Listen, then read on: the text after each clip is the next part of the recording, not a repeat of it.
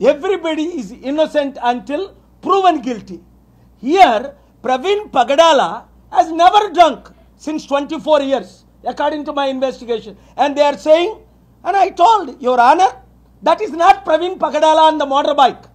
They are never showing the face of Praveen Pagadala. Once, they have 400 recordings. Please preserve them. Please protect the footage. So therefore, the world is demanding, World Christian Forum is demanding on behalf of 200 countries, 300 crore Christians. Muslims are demanding, Hindus are demanding, human beings are demanding, courts are going to do justice. And I thank God for the Honorable CJ's bench, which asked them to file the counter. And hopefully by next Wednesday, without any, and there should be re-postmortem. That is also our prayer. Importance. Because justice is not done. Postmortem is not done for 36 hours. From 11:40 to 24. 25th, 26th, 6 p.m. the body was released. And from 26th, today, April 16th. Where is the postmortem for 21 days? Is there any such incident, Your Honor? Within 48 hours, postmortem report should be done. Why they are taking law into their own hands? Why they are destroying India's image? I'm asking Prime Minister Modi. I've been in touch with the Prime Minister Modi. I've been in touch with the Honorable Home Minister, my good friend Amit Shah ji, and various other leaders. If justice is not done, in this case, investments to India will be completely stopped by the international community. Therefore, I am happy today the Honorable Andhra Pradesh Court asked them to file detailed counter in this issue. Thank you very much. Ee roju April 16 Andhra Pradesh High Court 1lo, before Honorable Chief Justice Thakurji and his associate, Praveen Pagadaladi Hatya ani nenu open statements ichanu. Polisulu investigation failure present chesanu. 1999లో ఒడిశాలో గ్రహం strains Australian machinery ఇద్దరు కొడుకుల్ని కాల్చేసినప్పుడు కంటే ఎక్కువ కోట్ల మంది ఈరోజు బయటికి ఎందుకు వచ్చారు? ఇది హత్య అని, నన్ను హత్య చేయబోతున్నారు, నన్ను హత్య చేస్తారు అని ప్రవీణ్ చెప్పిన విషయాలు, 4 కోసేస్తాం, గుడ్డలు బయటికి లాగేస్తాం అన్నాలు. ఇన్వెస్టిగేట్ చేశారా యువర్ ఆనర్? మర్డర్ 11:42కి అయితే రాత్రి మరుసటి రోజు 8 గంటల వరకు ఎఫ్ఐఆర్ ఎందుకు ఫైల్ చేయలేదు? ఎస్పీ గారు, సిఐ పోలీసులు ఫ్యామిలీకి, ఫ్రెండ్స్కి కాల్ చేసి ఈ బాడీని ఎందుకు తీసుకొని వెళ్ళమన్నారు? వారు భయభ్రాంతులు ఎందుకు అయ్యారు? పోస్ట్ మార్టం రిపోర్టు 23 రోజులైనా ఆయన చనిపోయి ఇంతవరకు ఎందుకు బయట పెట్టలేదు? 48 గంటల్లో బయట పెట్టవలసింది. అప్పుడు ప్రైమ్ మినిస్టర్ వాజ్పేయి గారు 99లో దారాసింగ్ని, నేను కూర్చుంటుండగా ఆయన ముందు దారాసింగ్ని అరెస్ట్ చేశారు, కలెక్టర్ని సస్పెండ్ చేశారు, ఆస్ట్రేలియన్ ఫ్యామిలీకి న్యాయం చేశారు. మరి ఇప్పుడు ఎందుకు చేయట్లేదు? ఇప్పుడు ఉన్న పోలీస్ ఆఫీసర్స్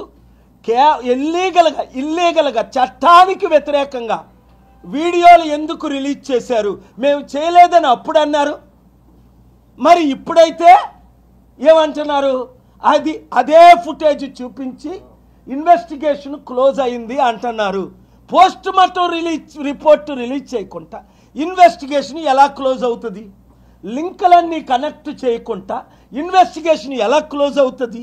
మేమిచ్చిన డైరెక్షన్లో హర్ష్ కుమార్ గారు ఇచ్చిన ఎవిడెన్స్లతో ఇన్వెస్టిగేషన్ చేయకుండా రాత్రి నేను హర్ష్ కుమార్ గారితో మాట్లాడాను. వారిచ్చిన ఇన్ఫర్మేషన్తో ఇన్వెస్టిగేషన్ ఆ కోణంలో, హత్య అనే కోణంలో వాళ్ళు ఎందుకు చేయలేదు? ఇది యాక్సిడెంట్ అని ముందు నుంచి ఎందుకు చూపిస్తున్నారు? చంద్రబాబు నాయుడు గారు ఎస్పీతో 45 నిమిషాలు ఈ విషయంలో ఏం మాట్లాడారు? మీరు దేవుణ్ణి తప్పించుకోగలరా? దేవుని ఉగ్రత తప్పించుకోగలరా? ప్రవీణ్ పగడాల రక్తం దేవునికి మొర పెట్టట్లేదా? అలాగే పవన్ కళ్యాణ్ ఫిబ్రవరి 10ని ఒక జీవో రిలీజ్ చేసినప్పుడు ఓఎస్డి కే ఆనంద్ ద్వారా చర్చిలు ఎన్ని ఉన్నాయి, లీగల్ ఎన్ని, ఇల్లీగల్ ఎన్ని, మసీదులు ఎన్ని ఉన్నాయి అడగలేదే, మందిరాలు ఎన్ని ఉన్నాయి అడగలేదే, మరి చర్చిల గురించే ఎందుకు అడుగుతున్నారు? ఇది ఒక డిప్యూటీ సీఎం రెచ్చగొట్టడం మాటలు కాదా? మరలా అదే జీవోని మార్చి 5ని ఎందుకు తిరిగి వాపస్ తీసుకున్నారు ఇల్లీగల్ అని తెలిసిన తర్వాత? దాని గురించి గవర్నమెంట్, చంద్రబాబు నాయుడు గవర్నమెంట్ కానీ దేశంలో గవర్నమెంట్ కానీ ఏమి చర్యలు తీసుకున్నారు? ఇవన్నీ ప్రశ్నలకు వారు జవాబు చెప్పాలి. లేదు అంటే భారతదేశం ఇప్పుడే 158వ స్థానానికి వెళ్ళిపోయింది, 197వ స్థానానికి వెళ్ళిపోద్ది. ప్రవీణ్ పగడాల ఏమన్నాడు? ఇండియాలో ఉన్న టార్చరు, పెర్సిక్యూషన్ ప్రపంచంలో ఎక్కడా లేదు. ఈరోజు నా మిత్రుడు కపిల్ సిబాల్ ప్రవీణ్ పగడాల సుప్రీంకోర్టులో వాళ్ళు వేసిన pillow party in person appear అవ్వాలి. ఇది ఎంత సీరియస్ మ్యాటర్, ఇన్వెస్టిగేషన్ ఎంత ఖచ్చితంగా క్లియర్గా జరగాలి. భయపెడతారు, ఎవరిని భయపెడతారు? ఎవరు భయపడతారు? ప్రశ్నించిన వాళ్ళని భయపడతారా? ప్రశ్నించిన వాళ్ళు నోరు మూయిస్తారా? ఎంతమంది నోర్లు మీరు మూయిస్తారు? అందుకనే సిబిఐ ఎంక్వైరీ అవసరం. లేదంటే సిట్టింగ్ జడ్జి సిబిఐ ఎంక్వైరీ ద్వారా నేను నా దగ్గర ఉన్న ఫ్యాక్ట్స్ వారికి చెప్తా. ఎందుకంటే ఆంధ్రప్రదేశ్ పోలీసు శ్రీనివాస్ అనే సర్కిల్ ఇన్స్పెక్టర్, ఇప్పుడు డిఎస్పీ, అటెంప్ట్ మర్డర్ కేసు నా మీద పెట్టాడు. తర్వాత క్షమాపణ చెప్పాడు. నేను లేకుంటే అటెంప్ట్ మర్డర్ ఏంటి? కత్తులు లేవు, కడారు లేవు, నేను లేను, విక్టిమ్ లేడు. అంటే ఆంధ్రప్రదేశ్ పోలీసులు అప్పుడు చెప్పిన గవర్నమెంట్, ఇప్పుడు చెప్పిన గవర్నమెంట్ ఎన్ని వ్యతిరేక ఇల్లీగల్ కేసులు పెడుతున్నారు. అందుకనే ట్రంప్ దగ్గరికి నేను తీసుకెళ్లవలసి వచ్చింది, ఫారెన్ మినిస్టర్ దగ్గరికి తీసుకెళ్లవలసి వచ్చింది, జాన్ థూన్ దగ్గరికి తీసుకెళ్లవలసి వచ్చింది, యూరోపియన్ పార్లమెంట్కి తీసుకెళ్లవలసి వచ్చింది. ఎందుకంటే ఇలాంటి ప్రవీణ్ పగడాలని ఎంతమందిని మీరు చంపడానికి ప్రయత్నిస్తున్నారు? ఎందుకంటే న్యూస్లో చూస్తున్నాను, 110 మంది ఉన్నారు లిస్టులో, 15 మంది ఉన్నారు, ఈ ఎంపీలు చేస్తున్నారు, ఆ ఎమ్మెల్యేలు చేస్తున్నారు. నాకైతే సత్యం తెలీదు. అప్పుడు 99లో ఆస్ట్రేలియన్ మిషనరీకి అన్యాయం జరిగినప్పుడు నేను ఫైట్ చేశాను, న్యాయం చేశాను. ఇప్పుడు ప్రవీణ్ పగడాల విషయంలో అవినీతి, అన్యాయం జరిగింది కాబట్టి ఆయనకు ప్రొటెక్షన్ ఇవ్వలేదు సరికదా, ఆయన్ని కాపాడలేదు సరికదా, ఆయన్ని ఒక త్రాగుబోతుగా ఆర్టికల్ 21 వయలేషన్ చేస్తూ ఆయన చనిపోయాడని తాగేశాడు. తాగినప్పుడు మీ పోలీసు 3 గంటలు ఇక్కడ ఏం చేశాడు? ఆయన ఎందుకు అరెస్ట్ చేయలేదు? ఆయనకి ఎందుకు నోటీస్ ఇవ్వలేదు? ఆయన వెహికల్ ఎందుకు సీజ్ చేయలేదు? 3 గంటలు మీ సబ్ ఇన్స్పెక్టర్ మాట్లాడాడు కదా విజయవాడలో, దానికి జవాబు లేదు. అది వయలేషన్ కాదా?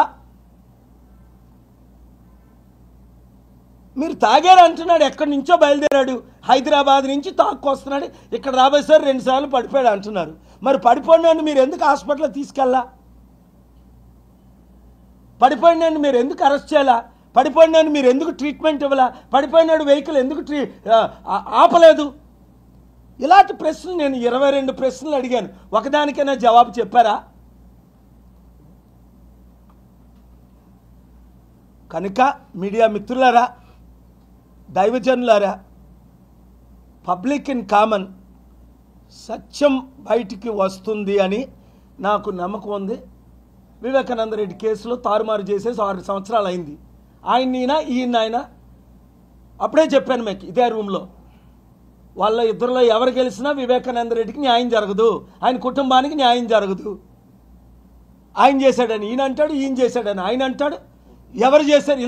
ఇంట్లో దారుణంగా హత్య చేసేస్తే ఈ రోజుకి ఎవరు చేశారని సిబిఐ కూడా ఫెయిల్ అయింది. ఇప్పుడు FBI ఎంక్వైరీ చేయిస్తాం, ఇంటర్నేషనల్ ఎంక్వైరీ చేయిస్తాం, ఇంటర్నేషనల్ కోర్ట్ ఆఫ్ జస్టిస్కి వెళ్తాం.